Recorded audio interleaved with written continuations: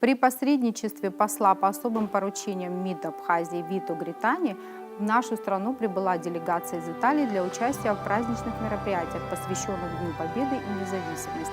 В составе делегации есть шахматисты, которые приняли участие в праздничном турнире. Это Массимо Варини, президент Академии шахмат города Триест, Джорджио Дески, председатель общественной организации, и Раульфа Освальд, шахматист ФИДЕ. А также гостем нашей студии является Кан Тани, советник посольства Республики Абхазия в Российской Федерации. Добрый день, дорогие гости! Рада вас приветствовать в нашей студии. Сегодня такой знаменательный повод.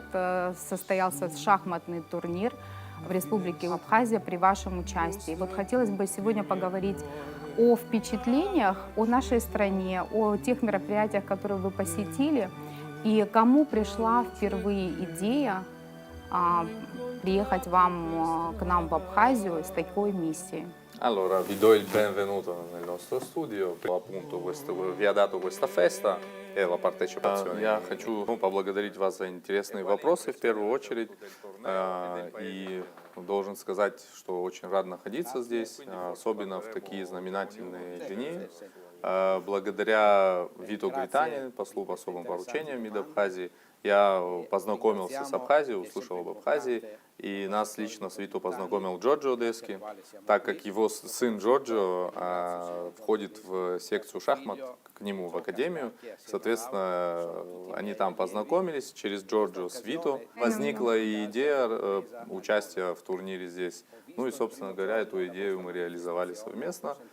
Вот. Что касается участия непосредственно в торжественных мероприятиях, посвященных Дню Победы и независимости, должен сказать, что меня поразила энергетика. Я увидел очень много молодых людей, молодежи, которая участвовала в праздничных мероприятиях. И мы видим, что у вас все-таки, так как много молодой энергии, очень большие перспективы на будущее, положительные. Что же касается самой страны, очень тепло, радушно приняли, гостеприимство на высшем уровне. А пейзажи страны поначалу меня настолько удивили, что я подумал, что нахожусь дома. Настолько много схожих вот моментов, каких-то определенных даже частей города и страны, что казалось, что мы находимся в целом у себя дома, на родине. Как раз в продолжении хотела бы задать такой вопрос. Насколько мне известно, ваш город, это провинциальный город, но по численности он практически как наша Абхазия сейчас, тоже расположен на побережье, и климат схож с нашим, это субтропический климат. Архитектурно тоже есть какие-то схожие элементы, потому что с учетом богатейшей истории и культуры нашей республики, в нашей стране и в частности в городе много памятников архитектуры, которые были созданы итальянскими скульпторами, архитекторами. И я хотела бы спросить о ваших впечатлениях непосредственно о городе, о столице нашей республики. Вот какие у вас эмоции вызвали вот эти несколько дней пребывания в стране? Нам очень понравился ваш город, ваша столица. Понятное дело, скажем так, на подъезде к городу и, скажем так, в периферии, да, в окрестностях мы заметили пару каких-то моментов, которые нуждаются в реставрации, в реновации. Но в целом, если говорить в общем о впечатлении о городе, он передает впечатление очень туристического, развитого города, который похож на некоторые из наших итальянских городов, таких как, например, Сан-Ремо, по характеристике наличия там множества пальм, по архитектуре. Вот, и, соответственно, мне лично этот город очень понравился, и я еще хочу с вами поделиться своим наблюдением. Я считаю, что те, кто любит животных и хорошо к ним относится, у них все в жизни всегда будет хорошо, и я заметил, что у вас здесь можно встретить на улице и кошек, и собак, которые гуляют, но они не просто гуляют, видно, они все прочипованы, у них, то есть за ними следят. Соответственно, вы хорошо относитесь к животным, и у вас, считаю, что все в будущем будет хорошо. Intanto volevo comunque anch'io ringraziare l'ambasciatore Grittani per averci dato Поделюсь с вами тоже своими впечатлениями. Для меня Абхазия и ваша столица – это отражение в море нашего города, потому что у нас это Адриатическое море, у вас Черное море, но так или иначе они связаны. И для меня это вот полностью ощущения нахождения здесь полностью передаются точно так же, как нахождение у себя на родине. Я не впервые в Абхазии, я уже бывал у вас во время президентских выборов в качестве международного наблюдателя. И опять-таки это все благодаря дипломатической работе высокого уровня Вито Гритани, благодаря его стараниям, да, и хочу подчеркнуть, что мы со своей стороны настолько прониклись Абхазией и ее историей, что будем в дальнейшем распространять как можно больше позитива о ней.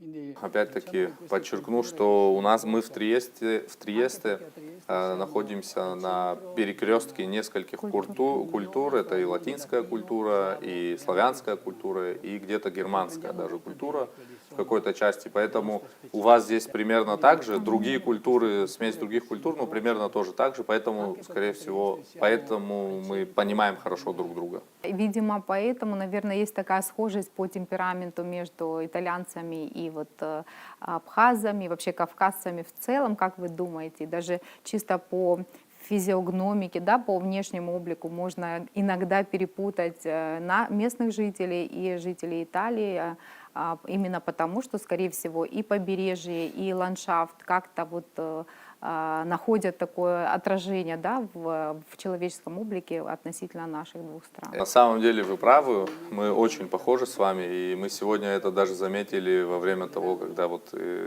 проходил турнир, мы смотрели на детей, на детишек, как они играют и какие они. Они на самом деле похожи на наших детей, и нам бы очень хотелось, чтобы наши дети в будущем дружили, общались, и посредством вот таких небольших мероприятий, как шахматный турнир, например, мы можем в будущем мир, который сейчас строится, да, вся в целом геополитическая, мировая ситуация, да, мы все ее хорошо знаем, новый мультиполярный мир, многополярный мир, как, скажем так, если дословно перевести, в нем наши дети должны общаться. И общаться они будут, если мы вот через такие небольшие, но полезные мероприятия будем знакомить их. Исходя из нашей беседы и вообще, да, из новостей, ваша делегация прибыла сюда с двумя миссиями. Это первое — посетить, безусловно, парад в День Победы и независимости нашей республики. И вторая миссия, вот непосредственно о которой мы сейчас и поговорим, это шахматный турнир. Вот у меня вопрос к профессионалам, к людям, которые непосредственно свою жизнь связывают с шахматами. Почему именно шахматы в вашей жизни? И вот как игра в шахматы отражается на мировоззрении, вообще вот на сознании человеческом, и как в дальнейшем этот вид спорта может развиваться на территории нашей республики и может быть, даже далеко за пределами. Вот о роли игры в шахматах в жизни человека. Да, действительно, шахматы очень уже кодифицированная такая игра, универсальная для всего мира. Везде она играется одинаково. И эта игра настолько важна для развития человека в целом с самого молодого возраста, что уже к 13 где-то годам у ребенка вырабатываются таланты, раскрываются таланты для абстрактного мышления и для выбора разных профессий, в которых его таланты будут раскрываться дальше. Это важно не только для него самого, но и для страны в целом, потому что шахматы учат уважению к своему сопернику, дисциплине, Шахматы учат продумывать ходы наперед, ну и в целом стратегически мыслить, и это поможет, конечно же, помогает ребятам принимать верные решения в жизни, потому что они понимают, что как в шахматах можно где-то ошибиться и проиграть партию, но потом сыграть снова и эту ошибку больше не повторять. Точно так же это все можно перенести на жизнь Деятельность, человека, ну да, и, соответственно, больше не допускать тех же самых ошибок в жизни. На эту тему есть много научных исследований, которые все это подтверждают. Я продолжу, значит, то, что касается уже непосредственно развития шахмат здесь у вас ну, как бы есть большой потенциал. И мы у себя, например, значит, я, как говорит преподаватель, тренер, я не использую эффект Моцарта, то есть не принуждаю детей повторять одни и те же там ходы. Наоборот, мы им объясняем, рассказываем, задаем наводящие вопросы для того, чтобы они сами принимали решения, тем самым развивая мышление. Да. Например, есть сейчас такой феномен у нас, индийский феномен, где детей заставляют, там, по сути, по 12 часов сидеть играть только в шахматы и больше ничего. Но это, на наш взгляд, не совсем верный подход. Да, может быть, он у них развивает какие-то шаблонные действия, но это влияет на их здоровье и физическое, и ментальное, так как, на наш взгляд, мы ищем чемпионов среди детей, которые, скажем так, и физически здоровы, ну и очень сильные духом, потому что шахматы требуют выдержки, терпения, но и физической подготовки тоже, потому что если шахматист не будет заниматься спортом отдельно, то есть ему нужно, понятное дело, быть здоровым, питаться хорошо, но и спортом тоже заниматься отдельно, потому что в шахматы это большой стресс, большая нагрузка. В спорте, если в спорте обычном, физические нагрузки, вы там в них адреналин свой выплескиваете, то здесь весь стресс, он закрывается у вас внутри в организме. И это очень тяжело для спортсмена непосредственно. Поэтому мы ищем выделяем ребят, которые развиваются во всех направлениях, и у них все сбалансировано. Какое впечатление о шахматном турнире у вас относительно детей? И что бы вы могли бы рекомендовать для наших зрителей, для родителей в особенности в воспитании детей и вот для того, чтобы привить любовь к шахматам не просто как к виду спорта, это даже, мне кажется, вид искусства своего рода, а вот как раз чтобы развить и самодисциплину, и логическое мышление, и много таких полезных черт, которые формируют вообще человека как личность. Вот что бы вы как профессионал могли бы посоветовать? L'ambasciatore Vito Gritani per questa azione diplomatica. В первую очередь хочет поблагодарить Виту, благодаря которому, собственно говоря, он сюда и приехал, здесь оказался, вернее, и также благодарит президента Федерации шахмат Абхазии Константина Тужба за теплый прием, за возможность участия в турнире. Значит, что касается непосредственно самих шахмат и их влияния, их роли в развитии, значит, личности и неких рекомендаций для родителей, да, то здесь он говорит, что нужно модерировать свое, скажем так, свое участие или свое время, скорее всего, которое посвящают шахматам, потому что, вот, как говорилось выше коллегой, 12 часов в день там, дети, которые посвящают шахматам, они упускают другие 12 часов своей жизни. Да, это, конечно, там, приведет к каким-то результатам, возможно, но жизнь, параллельно жизнь тоже проходит. Нужно, да, модерировать это все, держать какой-то баланс, потому что в обратном случае речь идет уже не о профессии просто, а о такой работе, заложником которой ты являешься на всю жизнь. Потому что ничего другого ребенок не сможет уже делать, если по 12 часов проводит за игрой в шахматы. Нужна золотая середина. Да, нужно балансировать. Что же касается самого турнира, который прошел в Сухуми, в котором они принимали участие, он знает по истории и наслышан в целом, что, скажем так, в этой части мира, да, в восточной части полушария, шахматы в каких-то странах даже являются национальной такой главной игрой.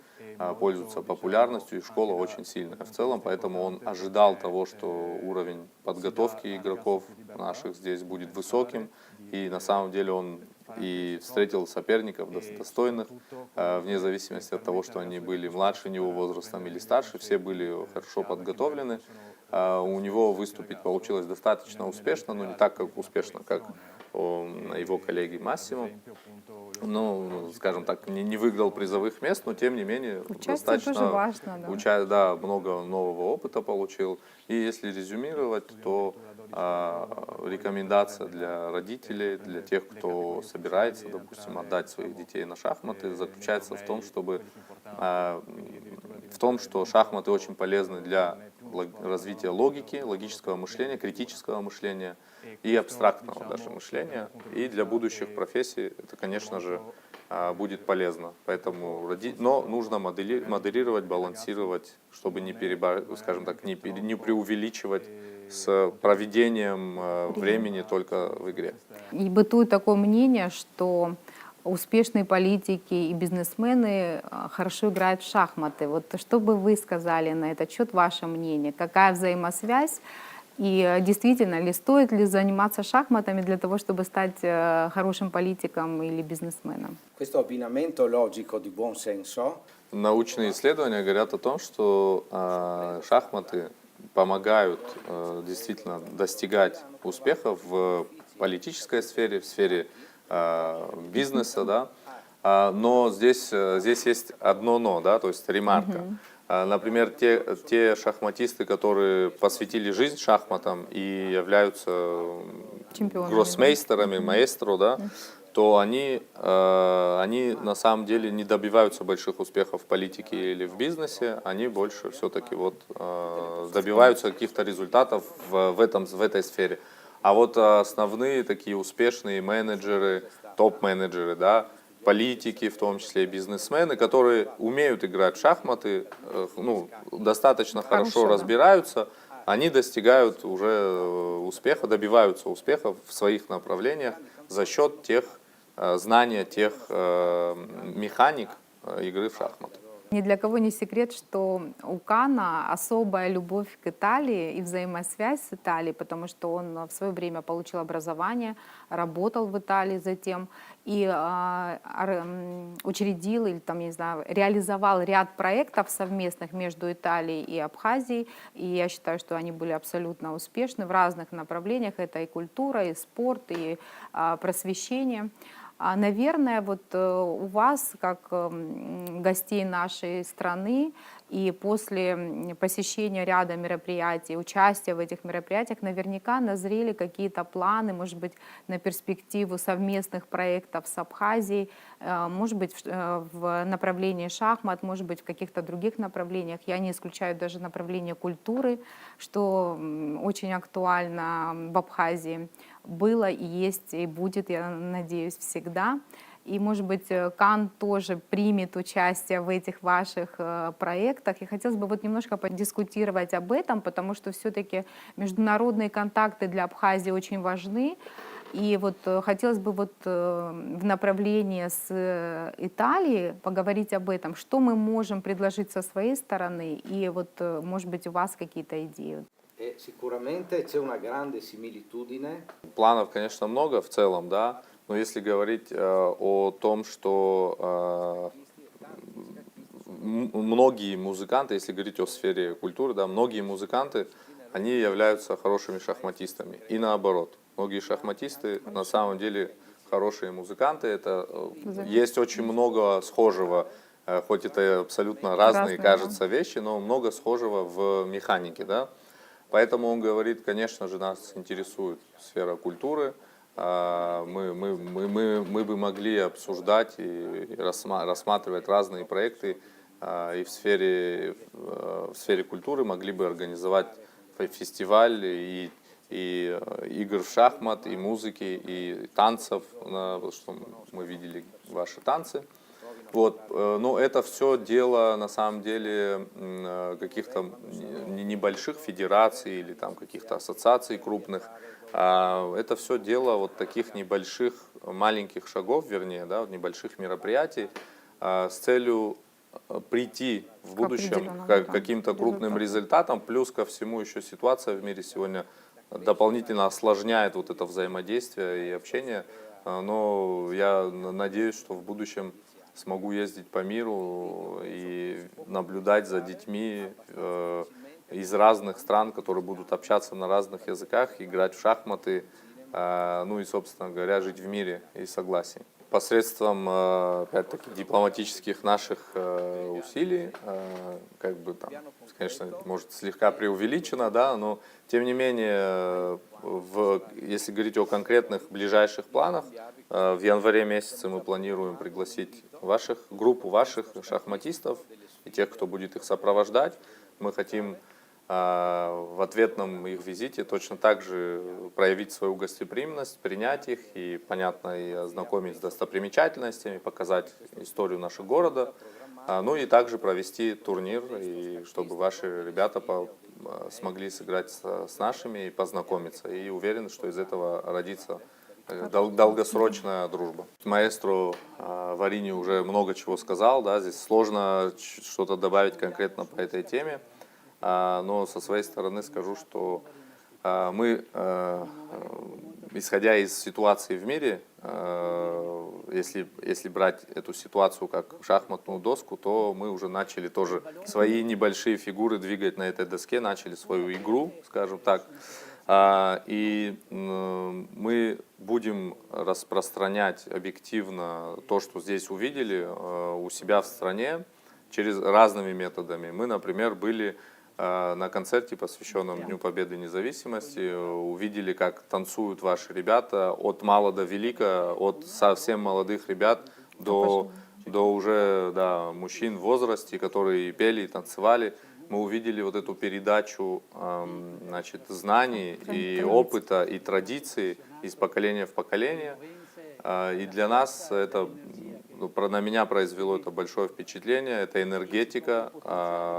Она на самом деле молодая энергетика, и мы уверены, что у вашей страны огромный потенциал, который будет раскрываться с каждым годом все больше и больше. И чем больше людей будет узнавать о вашей стране, видеть ее своими глазами, тем быстрее и шире этот потенциал будет раскрыт. Если говорить о том самом концерте, на сцене, как говорил выше, были пожилые люди, но они настолько передавали свои традиции, настолько им радовались, что их энергетика была такой же молодой, как и у подростков и совсем детишек.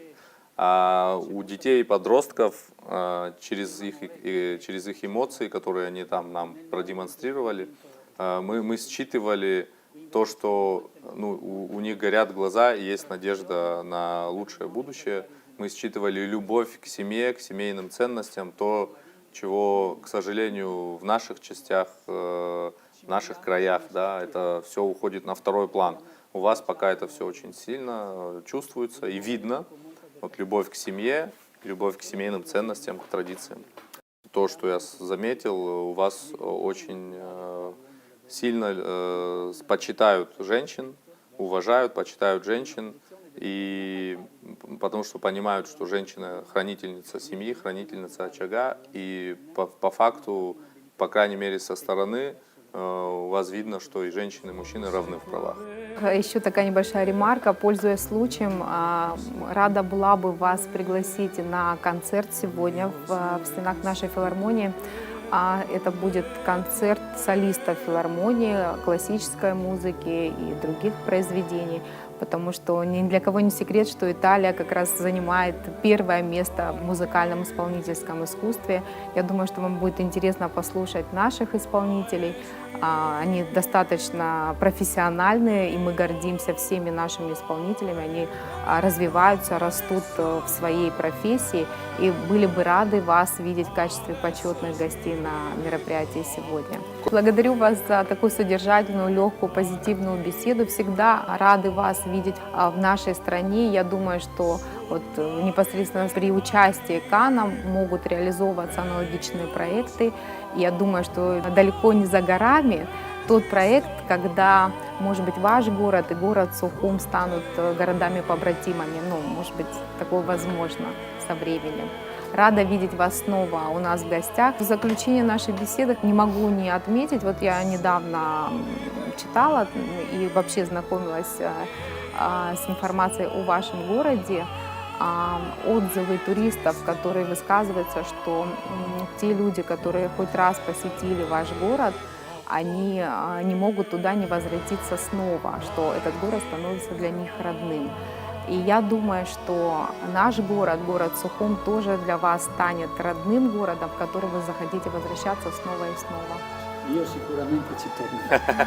Он говорит, Ну, практически, я точно, да, точно точно вернусь, уверен. потому что я уже Уже вернулся, практически. да. Vorrei anche да. chiudere dicendo una cosa. С уважением ко всему, ко всем странам мира, да, но хорошее вино находится в маленьких бутылках.